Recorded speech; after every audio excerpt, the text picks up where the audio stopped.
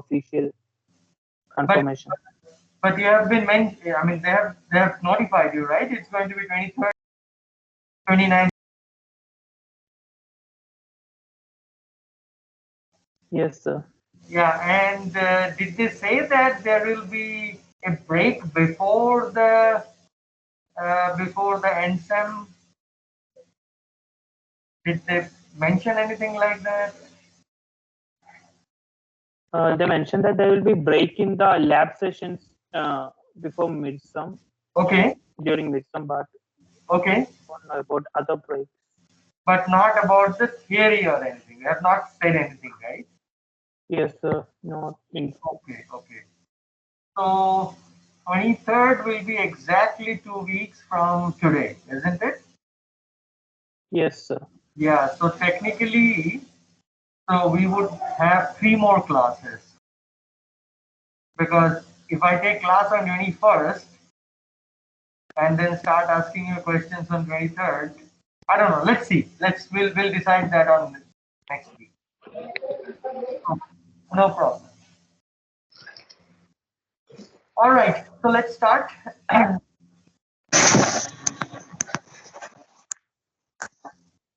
me share my screen.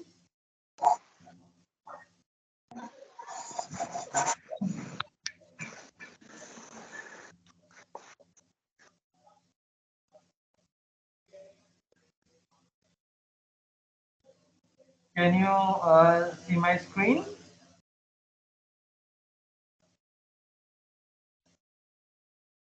Yes, sir.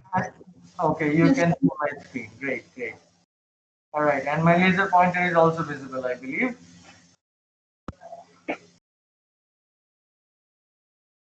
Okay, so today we are going to know a little bit about amino acids and proteins and polypeptides. Okay. Well, these are the biomolecules which probably have been studied in enormous details over the last how many years shall I say? Maybe almost 80 years or so. Okay, because as you will see eventually that although polypeptides are made up of whatever building blocks, these building blocks, so-called proteins, they display enormous complexity in their structure. Okay, and that has actually intrigued people over years. I mean, many of you, I don't know if did any one of you notice a news just few days back where Google said that now we have an artificial intelligence way of determining the structure of proteins. Yes, sir. Yes. Yeah, Yes, sir. yeah, Yes. right. So you can imagine that even after so many years of the discovery, how intrigued and how complex the problem is to determine their structures and understand their functions and so on and so forth, despite enormous advances in technology to study biophysics and structural aspects of proteins and polypeptides. Okay, so I mean, technically I should have taken nucleic acids first, because when you look into the way the proteins essentially are coded, meaning that the information of the sequence of a protein is essentially derived from nucleic acids. Okay, but since we will deal or study a little bit more details about proteins, because just purely because of the complexity. So I thought we'll start with proteins and then we'll go to nucleic acid. Okay.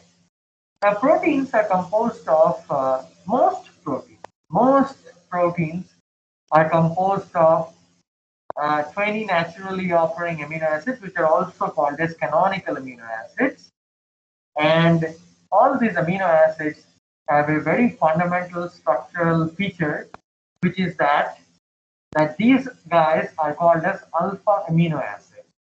Now, why is it alpha amino acids? The reason is very simple, because acids, right? Amino acids. So acid means that there is an acid functionality, which is shown here in the red box, and that acid is directly connected to a alpha carbon, yeah, and that alpha carbon is connected to an amino group. Now, since this amino group is connected to the alpha carbon, that's why they are called as alpha amino acids. Now, you might be interested to know that in nature, you do have beta and gamma amino acids also. Okay. However, we are not going to study about alpha, beta, and gamma amino acids, because they're far more complex and they are not typically found in the proteins that or they're not counted as the canonical amino acids, meaning the amino acids that are essentially translated by the to something which is called a central dogma. We will see later what is central dogma. Okay. All right. Now, and this, so not only this, you have an amino group connected to the C alpha. There is a alpha hydrogen as well. Okay. So these three features is common to all amino acids. You have an amino group, you have a carboxyl group, and you have an alpha hydrogen. Okay. Something that varies across amino acids is something that is essentially connected to the C alpha, which is called as the R group. Okay. Now, depending upon the properties and the chemical features of this R group, the properties of amino acids, the physicochemical properties, and the conformational properties of these amino acids differ. Okay.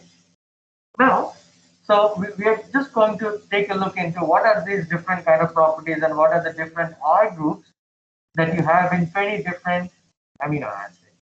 All right, and chat a little bit about their structure, their properties. And you can ask me questions. Any confusions, whatever you might have, or curiosity. Okay, so let's. So first, well, let's take a look into very small. So this R group can be non-polar in nature. Now, what is the meaning of non-polar in nature? Now, non-polar in nature meaning that where is our simplest here. So the simplest of the amino acid which does not have an R group, but that R group is essentially another hydrogen atom, is called as glycine. Okay. Many of you probably have studied about glycine, or at least know the chemical structure of glycine. So glycine, you have an amino, you have a carboxyl, you have the alpha hydrogen, okay? And this R group is nothing but a hydrogen, okay? Now this hydrogen can be substituted by various different groups, right? For example,